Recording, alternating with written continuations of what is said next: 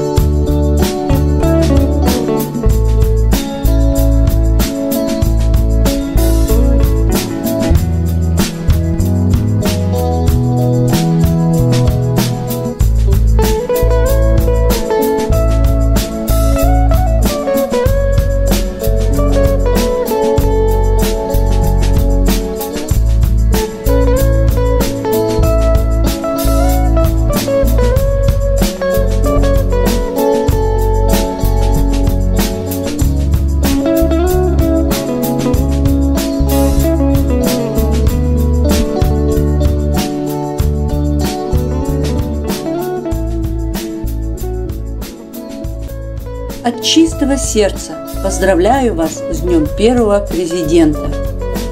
Желаю нашему первому президенту, вам и вашим близким семейного благополучия, крепкого здоровья и счастья. Пусть наша Родина, Республика Казахстан, развивается, крепнет и процветает. Пусть все наши начинания будут результативными, а будущее – светлым.